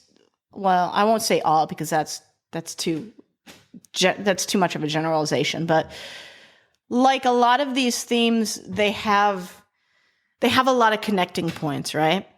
And that's what makes the show so interesting to watch, and that's why we have a podcast. That's why we spend our time talking about these things, because these aren't easy decisions that the characters make, and they're not, they're morally complex. A lot of these things are morally complex. And if you're interested in the comparison between the TonDC bombing and the massacre, there are a couple of important differences between them. One of them is that this is an example. The TonDC thing is an example of letting people die, whereas the massacre is obviously actively killing people. And this is something that comes up a lot in ethical debates, like when you talk about, end of life sort of death with dignity laws, and people who refuse treatment and they just want to die. There's a lot of discussion about is there a difference between not providing care to someone and letting them die, and going ahead and pulling the plug and killing them. So it's not clear that there is a difference there, but that's something to think about. And then the other difference is premeditation. Obviously, Clarke and Lexa had very little time to think about it, but obviously Pike and Bellamy had a lot of time. So Let me That's ask you, another difference. Shahin, since I'm not familiar with the whole Coventry incident in World War II, what was there any of your readings or studies? Was there any discussion that perhaps that whole incident would unite people even further and build morale even further? Because it seems like there was a. That was one of the arguments. Yeah, like lexomics. Yeah, it seems like what? It just seems like one of those things that has an added bonus. I hate saying that because it seems so crass. Death bonus? Yeah, it's just like, well, we can't warn Coventry because then they would learn that we know about their code, that we've cracked their code. But also it has the added bonus of really rallying everybody together, getting that, national pride, how dare they type of thing. I mean, I don't know if this individual incident had that kind of effect, but you're definitely right that as a whole, the fact that these things happened, bombings of civilian areas, was the reason people in England and other places thought of the National Socialists as like this evil demon that, they pretty much, basically they stop at nothing. And so we don't have to stop at anything, Yeah. and that led to, bombings of Dresden and other places. Kind of using another entity's moral code guide your own, which I think is probably a really, really bad precedent to set. Goes back to that issue of we are the same. Are you? Nietzsche has this quote where he says that I'm going to totally butcher it, but it says something to the effect of, when you look down an abyss, the abyss looks into your soul. And when you stare at the abyss, the abyss stares back. Oh my God! Did I just fucking trump you in a? I think it's when you. I think it's when you look into the abyss, but that's besides the point. Yeah. Oh well, but it stares back. And Dude, then he did also I just says, smack you down in your own field of study? Did the assuming English major your quote just was better own than you? mine, assuming your quote was more accurate than mine, yes, you did. Assuming my quote was more accurate than yours. I love that I'm you're not trying sure. to show up Shahin and be like, "Boom, I got you," and he was like, "No, I mean that's fine. If you're right, you're right." Give me this victory, please. I'm not giving you the pleasure, Jen. But then the rest of it is, when you're fighting a beast, you must be careful not to turn into one.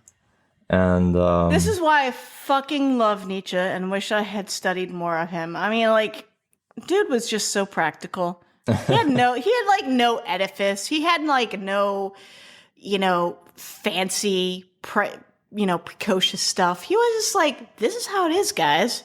I kind of love Nietzsche a little bit. Yeah.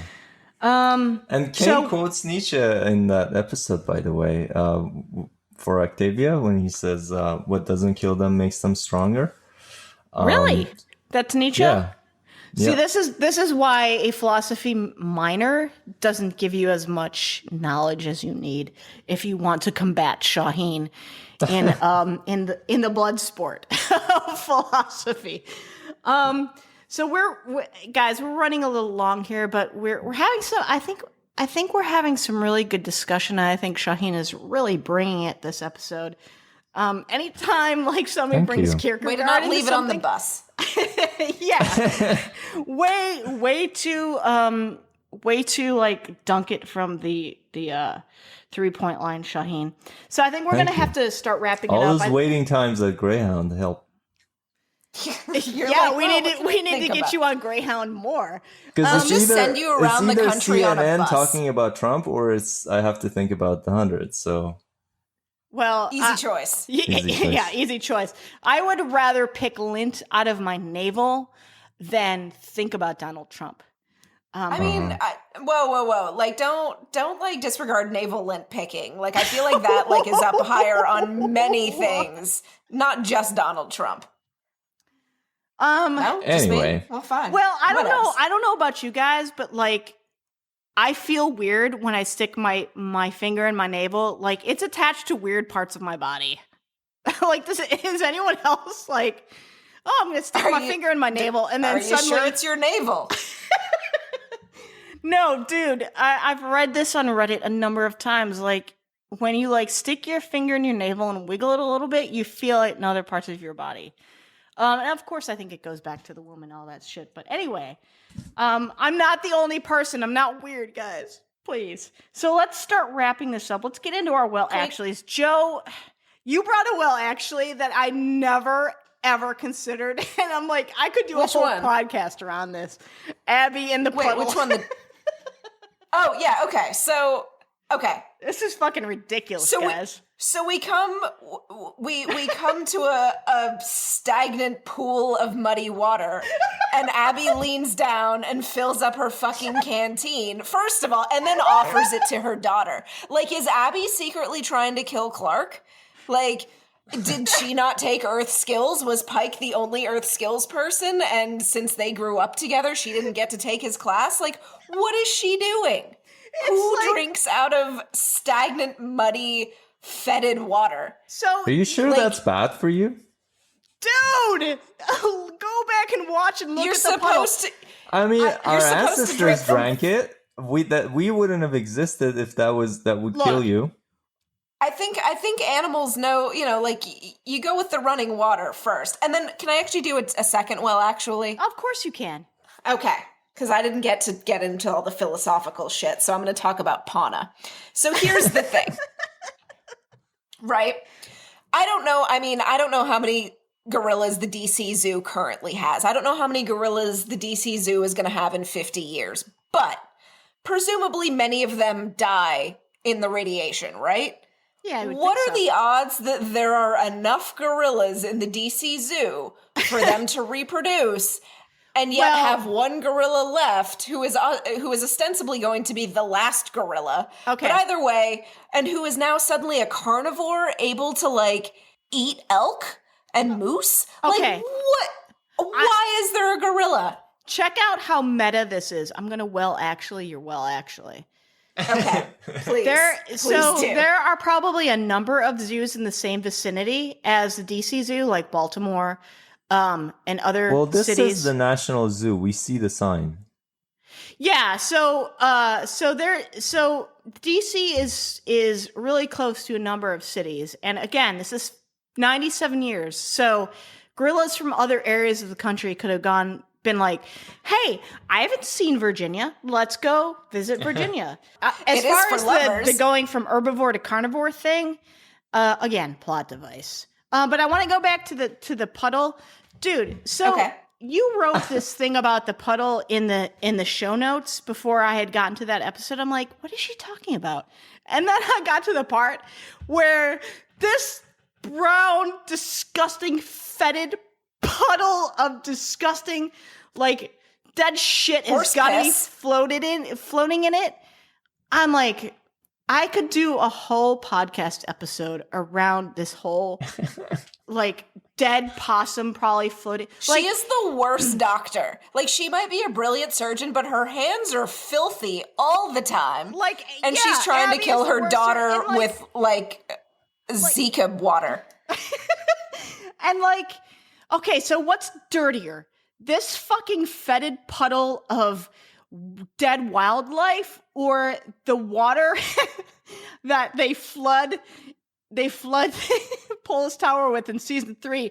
That number one is on Terry's dirty bathwater that had Titus's bloated corpse floating in it. I would drink that water over the mud water. Are you serious? You would drink on Terry's dirty Titus corpse water? Whoa. You know that they didn't leave the body there. Like, she likes to take baths. It's not like she wasn't like, get this corpse out of here. No. Murphy and Titus tricked her into taking a bath. That was part of the quote unquote ceremony.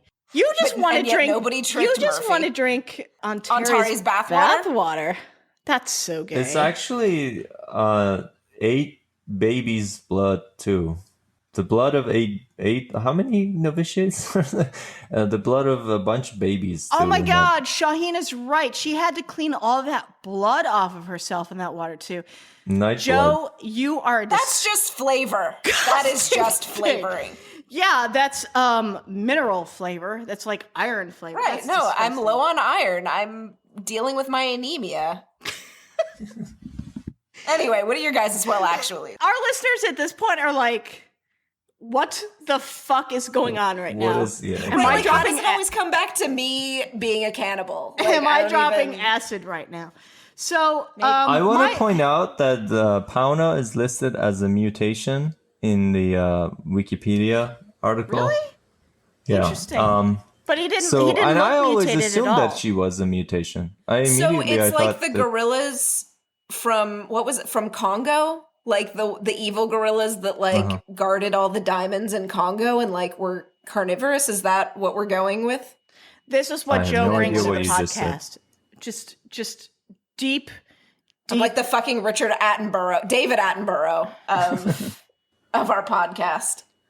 Yeah. No, just me. No, just these obscure references that nobody knows. How is nobody really Congo? What's up with the No one? gorillas that defend? Yeah, there was the a bunch of diamond? gorillas. There was a gorilla that knew sign language. They were looking for diamonds. Nobody. What is this? It's some movie mid '90s, maybe. That might be Okay. that might Right. be your sweet spot right there. Is these obscure mid '90s movies that nobody has seen. You should start a podcast. A supplemental podcast to explore themes in movies that I've brought up during this podcast. 1995. We can start a whole podcast network. So, Dude, so Shahin can starring start his Laura Linney. Laura Linney, how and Tim Curry. How is this like? So- Bruce this not a Campbell is thing? in this for fuck's sake.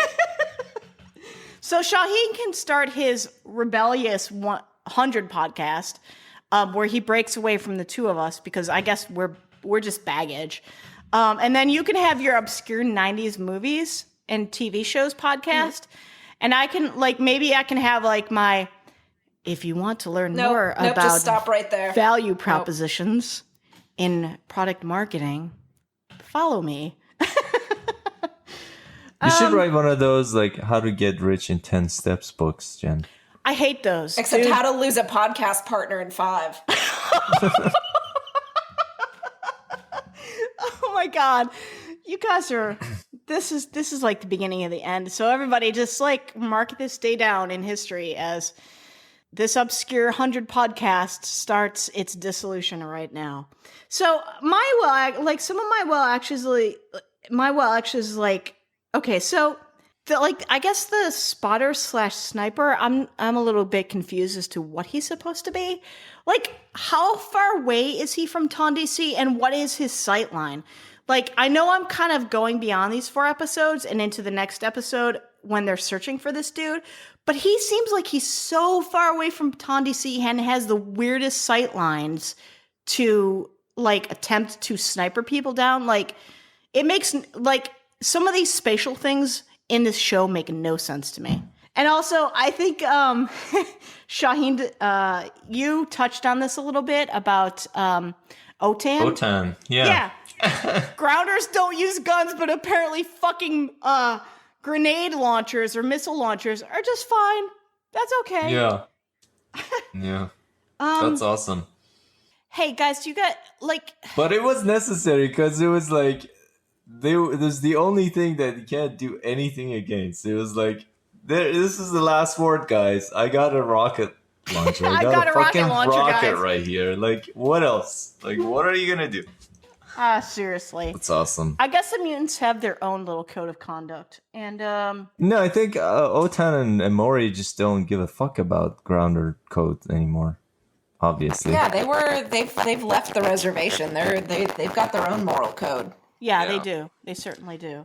Do we have any other well actuallys that we want to cover? I mean, I'm confused as to how Sky Crew are such good shots when did they practice?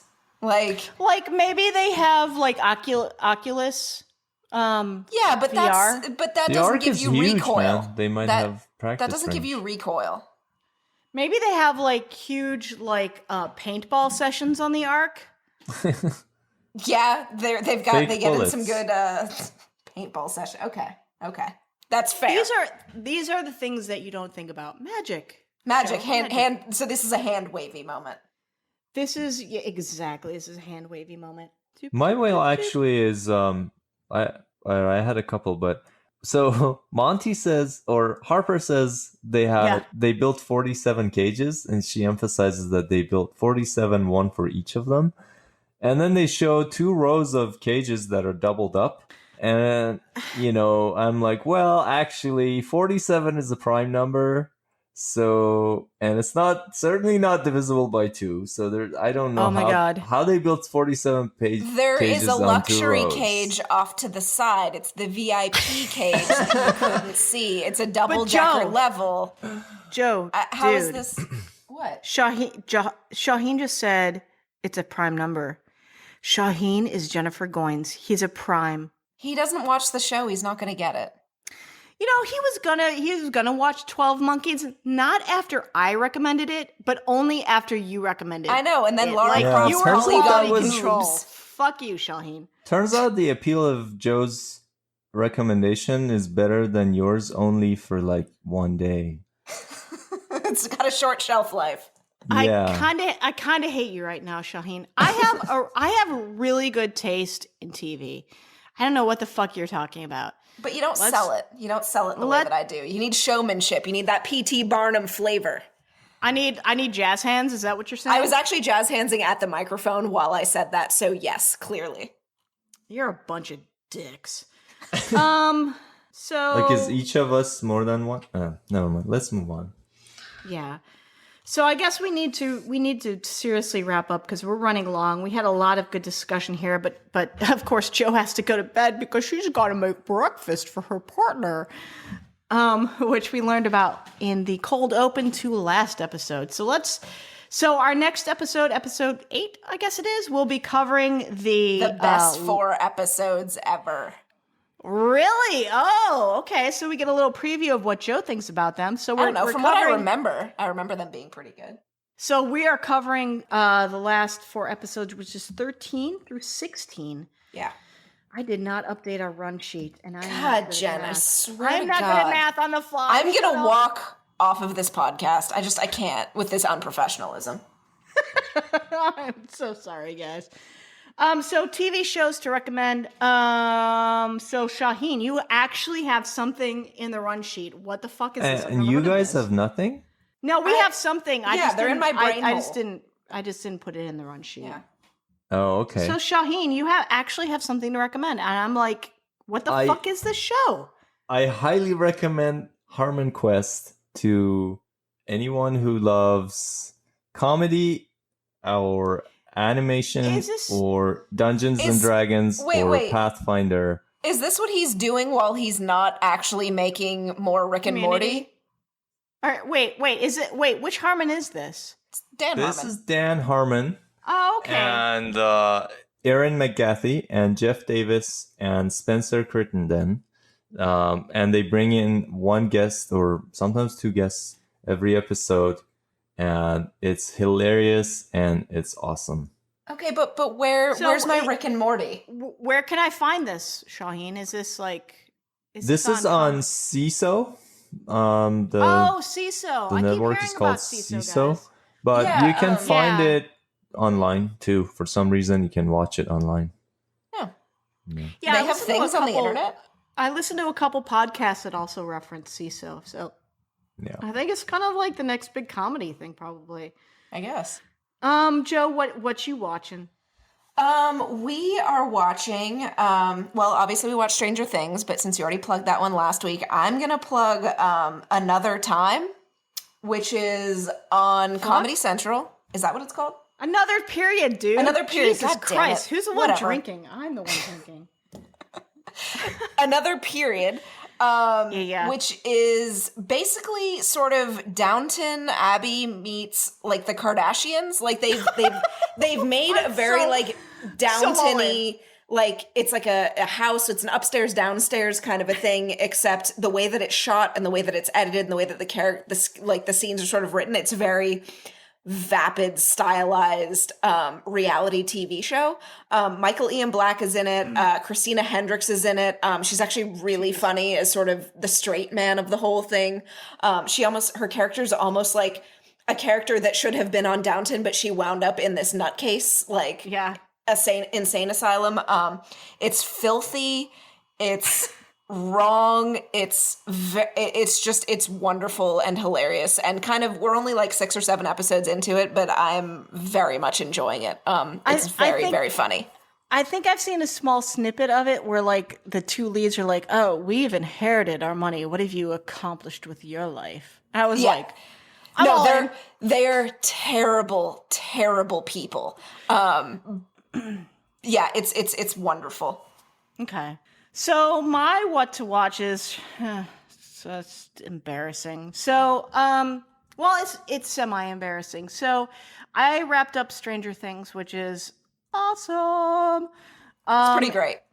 It was really, really great. And then I binge watched 4 seasons of Wentworth, which is an Australian show. You cheeky Don't do cunts. an accent. No, don't. I just said cheeky cunts. So basically everyone's like, delete this podcast.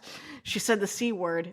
So it's comparable to Orange is the New Black in the sense that it's about women in prison, but it's far more serious. And it's pretty good. There are parts of it I find kind of like, okay, I'm over this specific villain. Like we can move on past her character because been there, done that, can't stand her anymore. But it's really, really good. And all 4 seasons are now available on Netflix, so you can catch up. And so I asked on Twitter, hey, what should I start watching next? And I put a bunch of options out there, and everyone was like, you should watch Fringe or Sense8. Yes. And both of these things. I ignored all that shit, and I went straight for Pretty Little Liars. God, I mean, just embrace your creepy old ladiness. Like, y'all, I was just like, I need kind of a vapid drama. And a couple people prior to this had said, just watch Pretty Little Liars. It is what it is. And that's exactly kind of what it is. It is what it is. It's not like fantastic, but it's great background fodder. So guys, I'm kind of failing everybody. I'm not like watching any premiere television.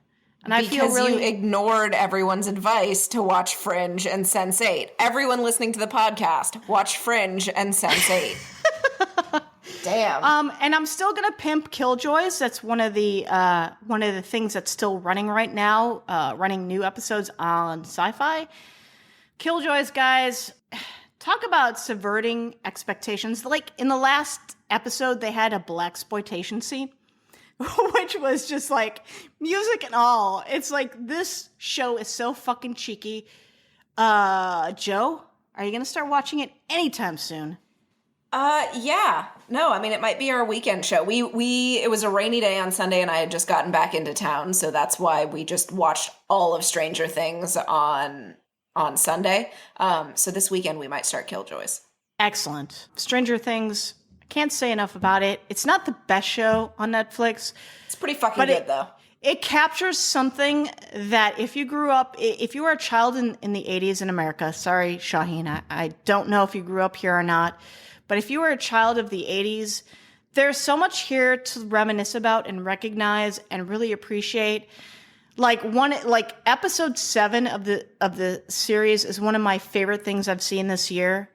I just love this show so much. Even though it's not like the best written show on TV, it has that zeitgeist. The kids are good. The fact that there are so many children on that show and they were all exceptional.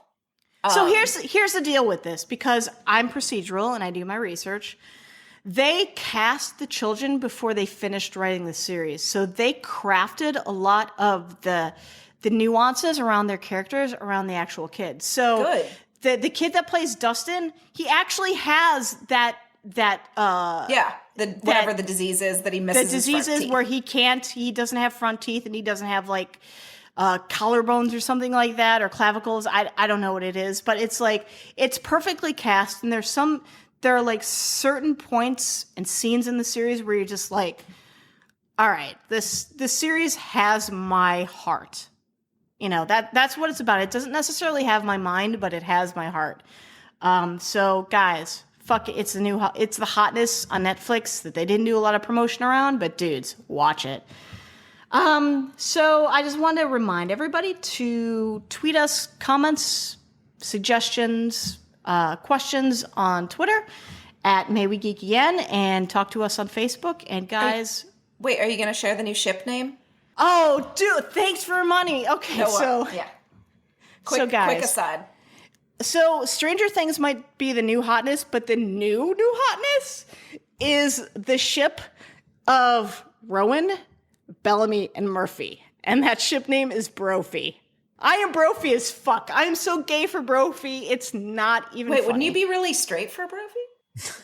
I don't know. I am Brophy as fuck though. And I think Capital Chick is. I think Danny is. I think Bubbles boarded that train. So if you're like what is that called? It's like there's an OTP that's like one true pairing. What is this? This is one true triplet? What is it? Triplet? There's some word for it. Because I know they have this with Brave and Lark. Triad. But guys, if you there's just it would be magical.